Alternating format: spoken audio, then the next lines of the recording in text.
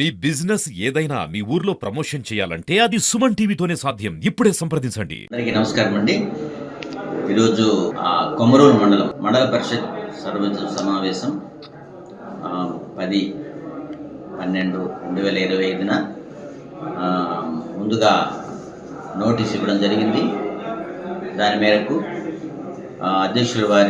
మండల అధ్యక్షుల వారి అధ్యక్షతన ఈరోజు సమావేశం నిర్వహించడం జరిగింది. దాంట్లో పలు విషయాలు చర్చకు వచ్చినాయి.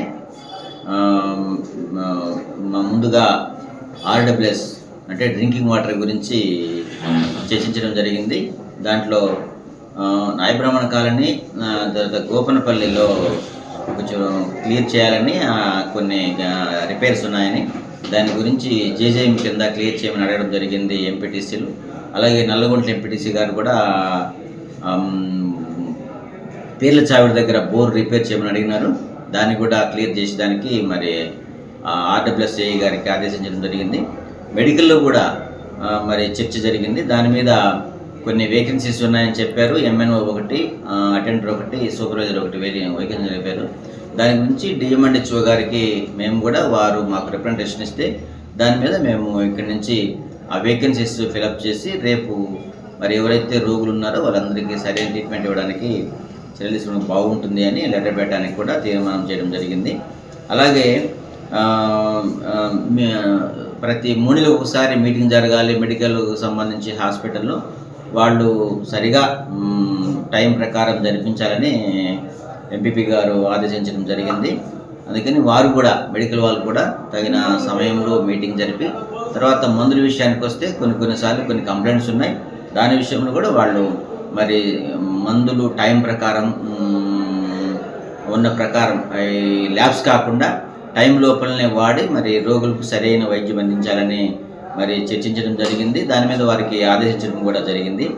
అలాగే రాజుపాలెం డాక్టర్ గారు ఒక ప్రతిపాదన తీసుకుని వచ్చారు. లహరి అనే గోనెపల్లి అమ్మాయి మరి దీర్ఘకాలిక వ్యాధి, అది మరి చాలా 3,000 మందిలో ఒకరికి వస్తుందని దాని విషయమై మరి అందరితో చర్చించడం జరిగింది. దాని విషయంలో స్థానిక గౌరవ గిద్దలూరు ఎమ్మెల్యే గారు కూడా దాని గురించి సారు పైకి తెలియచేసి గుంటూరు హాస్పిటల్లో ట్రీట్మెంట్ చేసే దానికోసం చర్యలు తీసుకున్నారని వారిని కూడా మరి గౌరవ శాసనసభ్యులు వారిని అప్రిషియేట్ చేస్తూ డాక్టర్ గారు చాలా సాయం చేశారని, తర్వాత గవర్నమెంట్ నుంచి రావాల్సిన విషయాలు కూడా సారు మరి భరోసా ఇచ్చారని చెప్పి తెలియజేయడం జరిగింది.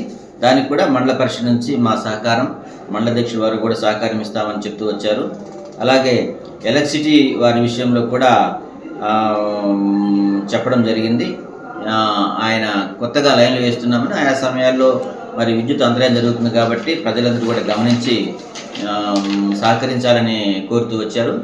రెవెన్యూ విషయానికి వస్తే మన డిప్యూటీ తహసీల్దార్ గారు చెప్తూ వచ్చారు, మేము ప్రజల్లో రెవెన్యూ పరంగా మానవ అభివృద్ధిలో మేము అనే మరి సర్వీసెస్ చేస్తున్నామని, అలాగే మరి పెండింగ్ కార్డుల విషయంలో స్మార్ట్ కార్డ్స్ 11,378 ఉన్నాయని, దాంట్లో మరి అవన్నీ కూడా మరి పనిచేసాము. 316 పెండింగ్ ఉన్నాయి. అవి కూడా VRO దగ్గర ఉన్నాయి.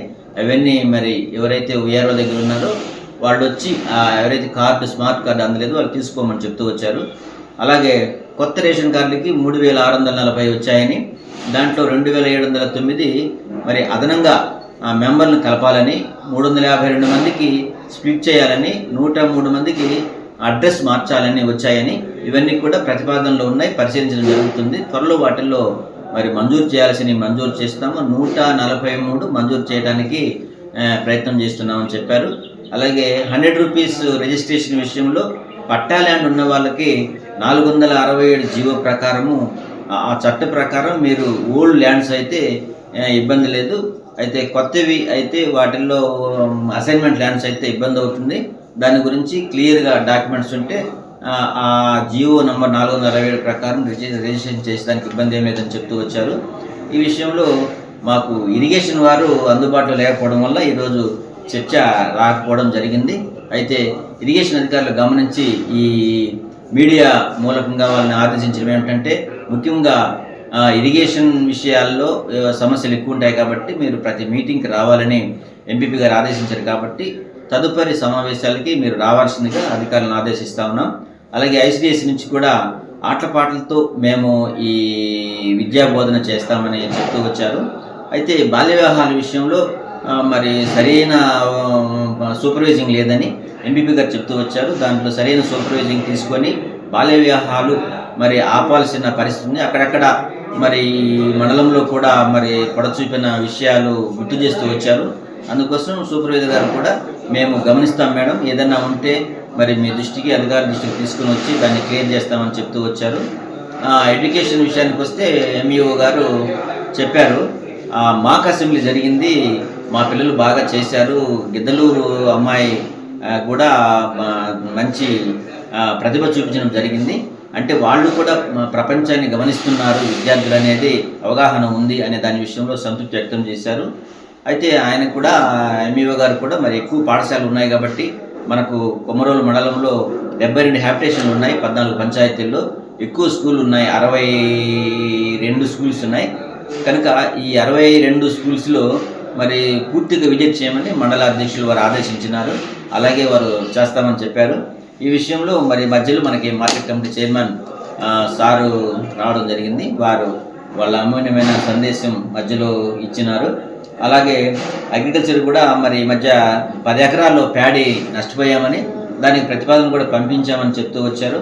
హార్టికల్చర్ విషయానికి వస్తే నల్లగుంట్లలో కూడా కామన్ ఫోమ్ పాండ్ చేశామని, అది బాగా క్యాటల్స్కి ఉపయోగపడుతుంది ఆ ఏరియాలోనే చెప్తూ వచ్చారు. వెలుగు సిబ్బంది తరచుగా గైర్హాజరు కావటం వల్ల వారి విషయంలో పై అధికారులకి చర్య తీసుకోవడానికి సిఫారసు చేయమని ఎంపీపీ గారు చెప్పడం జరిగింది.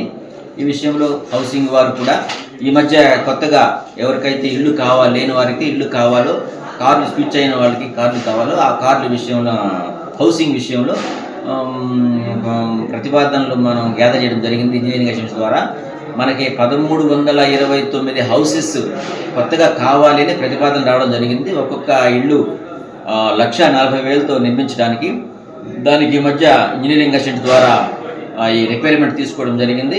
దాంట్లో ఇప్పుడు మళ్ళీ అవి కరెక్ట్గా ఉన్నాయా లేవా 1 man రిక్వైర్మెంట్ కాబట్టి ఆ తర్వాత మళ్ళీ రీసర్వే మీద వెల్ఫేర్ అసిస్టెంట్ని, మహిళా పోలీసుని కూడా నియమించి దాన్ని పూర్తి చేయాలని ప్రభుత్వం నిర్ణయించింది. కాబట్టి ఈ రోజు నుంచి మన హౌసింగ్ ఏఈ కృష్ణారెడ్డి ఈ రోజు నుంచి మేము ఆ చర్య రీవెరిఫికేషన్ చేపడతామని చెప్పడం జరిగింది. అలాగే చివరిగా ఆర్ఎండ్బి శాఖ వారు ఏఈ గారు వచ్చారు. ఆయన మన పంచాయతీ కార్యదర్శులు ఇద్దరు, అంటే అల్లీనగరం పంచాయతీ కార్యదర్శి, బ్రాహ్మణపల్లి పంచాయతీ కార్యదర్శి ఇద్దరు అడగడం జరిగింది. హైవే మీద పెద్ద గుంతలు ఏర్పడడం వలన ఈ ట్రాఫిక్ వలన లారీ తిరగబడి మరి ఇబ్బంది పడిపోయింది. మొన్న 16 టైర్స్ లారీ పడిపోవడం వలన చాలా నష్టం జరిగిందని, అక్కడ ఒక స్పీడ్ బ్రేకర్ కావాలని బ్రాహ్మణపల్లి దగ్గర ఆ గుంతను పూడ్చాలని ప్రతిపాదించడం జరిగింది. దానికోసం రెవెన్యూ, పంచాయతీరాజ్ తర్వాత పోలీస్ ద్వారా జాయింట్ సర్వే చేసి దాన్ని మాకు ఇస్తే ఆ ప్రతిపాదనలు మేము గవర్నమెంట్కి పంపి దాన్ని క్లియర్ చేస్తాము వితిన్ లిమిట్స్లో అని చెప్పడం జరిగింది ఏఈ గారు. ఆ విధంగా ఈ విషయాలన్నీ కూడా చర్చించడం జరిగింది. అన్ని విషయాల్లో మా మండల అధ్యక్షులు వారు అధికారులు సమయపాలన పాటించాలని, సచివాలయాల్లో ఉన్న సర్వీసెస్ ఉపయోగించుకోవాలని, అధికారులందరూ సమయానికి రావాలని, అలాగే కొంతమంది జనరల్ మీటింగ్కి సమయానికి రాలేకపోతున్నారు, కొంతమంది సబార్డినేట్స్ పంపుతున్నారు. వాళ్ళ విషయంలో కూడా మీరు కాకుండా మీరే వచ్చి 90 ఏళ్ళకి ఒకసారి జరిగే సమావేశాన్ని మరి పూర్తిగా హుందాగా మీరు చేసిన పనిని చెప్పుకొని గౌరవం పొందాలని ఆదేశించున్నారు. ఈ విషయాలన్నిటి విషయంలో మరి గైర్హాజరైన వాళ్ళ విషయంలో అధికారులకు తెలియపరచడం కానీ, తర్వాత ఏదైతే చర్చ జరిగిందో ఆ చర్చకు సంబంధించిన అధికారులకు ప్రపోజల్ పంపడం కానీ జరుగుతుందని ఈ మీడియా మూలకంగా తెలియజేయడం అయింది.